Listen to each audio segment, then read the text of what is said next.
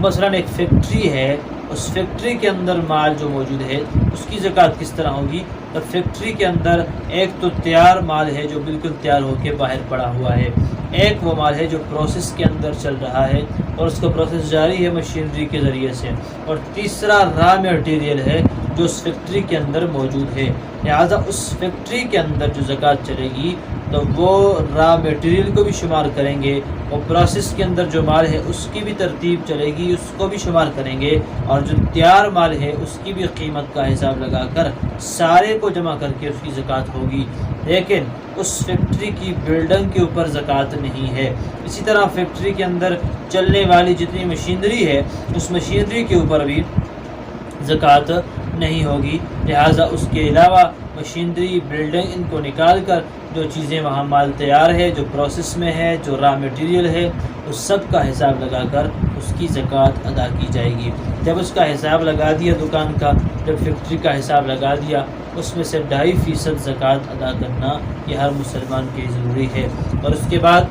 ایک بات بھی اور بتا دوں کہ اگر کوئی آدمی ایسا ہے کہ اس کے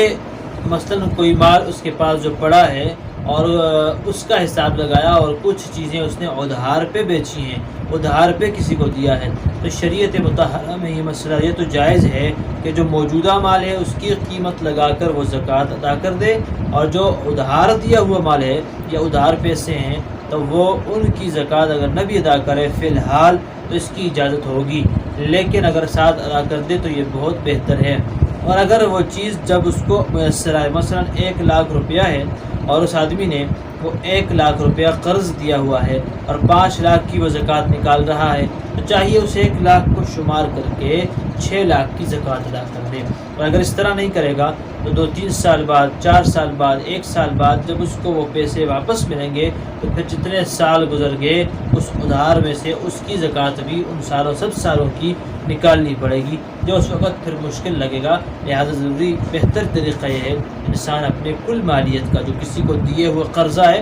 اس کے اوپر بھی زکوٰۃ نکال دے۔ بہرحال گنجائش ضرور ہے، اگر اس وقت نہ نکالے تو مال ملنے کے بعد اس میں سے گزرے ہوئے سالوں کی زکوٰۃ نکالے گا۔ اسی طرح کسی آدمی پر قرضہ ہے،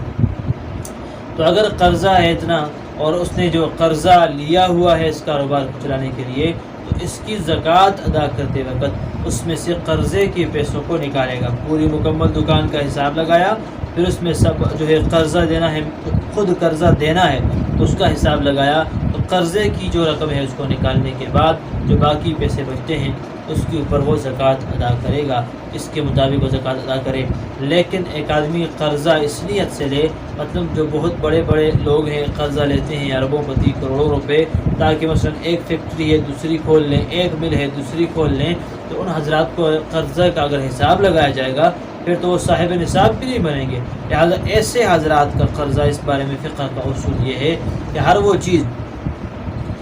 جو قرضہ لے کر خریدی جائے، اگر وہ شے خود قابل زکوٰۃ ہے تو پھر تو اس قرضے کو اس میں سے نکالیں گے، اور اگر وہ چیز خود قابل زکوٰۃ نہیں ہے، قابل زکوٰۃ نہیں ہے تو پھر اس کے اوپر اس قرضے کو منہا نہیں کیا جائے گا، نہیں نکالا جائے گا۔ مثال سے دے کے آپ کو سمجھاتا ہوں، مثلا ایک آدمی نے ایک فیکٹری چلا رہا ہے، کاروبار کر رہا ہے، اس نے قرض لیا بینک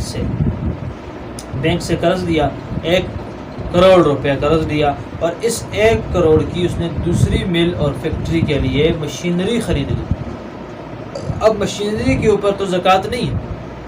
لہذا اب یہ قرضہ اس کی زکوٰۃ کے پیسوں میں سے نہیں نکالا جائے گا، اس کے اوپر قرض جو ہے قرضے کا حساب نہیں ہوگا، بلکہ جو پچھلی فیکٹری ہے اس کی مکمل زکوٰۃ ادا کرے گا، اس کے پاس جو مال ہے اس کی مکمل زکوٰۃ ادا کرے گا۔ لیکن اگر ایک آدمی نے اس سے را مٹیریل خریدا اور اس سے فیکٹری میں جو پروسیس چل رہا ہے مال بنانا کا وہ خریدا ہے، تو کیونکہ اس پہ زکوٰۃ آئے گی، لہٰذا اگر اس طرح کا قرضہ ہے تو اس کو اس سے منہا کیا جائے گا، اور عام معمولی قرضے ہیں تو وہ بھی اس میں سے نکالنے کے بعد جو پیسے باقی بچیں گے وہ اس کے اوپر زکوٰۃ ادا کی جائے گی۔ لہٰذا یہ تو تجارت کے مال کے بارے میں، دکان کے بارے میں ہوا۔ باقی رہا یہ مسئلہ کہ بھئی بیوی کے پاس زیور موجود ہو تو زکوٰۃ وہ اس پر خود دینا واجب ہے۔ جس طرح نماز میرے اوپر فرض ہے تو میری جگہ پر میری بیوی نماز پڑھے نہیں ہو سکتی، خاوند کی جگہ پہ شوہر پڑھے، شوہر کی جگہ پہ خاوند پڑھے، اس طرح نماز نہیں ہوتی۔ اسی طرح زکوٰۃ دینا بھی واجب نہیں ہے، شوہر کے ذمہ واجب نہیں کہ وہ اپنی بیوی کے مال کی زکوٰۃ دے، بیوی کے اوپر واجب نہیں وہ اپنے شوہر کے مال کی زکوٰۃ دے۔ اگر بخوشی شوہر اپنی بیوی کے مال کی زکوٰۃ اپنے پیسوں سے ادا کرتا ہے تو زکوٰۃ ادا ہو جائے گی۔ باقی یہ بہانہ بنانا کہ میرے پاس سونا تو موجود ہے لیکن میرے پاس پیسے نہیں کہ میں زکوٰۃ دوں، تو میرے دوستوں جو سونا موجود ہے اسی کا حصہ زکوٰۃ میں دے پھر بھی جائز، اور اگر اس کو تھوڑا بہت بیچ کر زکوٰۃ ادا کرنی پڑے تب بھی زکوٰۃ ادا کرنی چاہیے۔ اللہ تبارک و تعالی ہم سب کو سمجھنے کی، عمل کرنے کی توفیق عطا فرمائے۔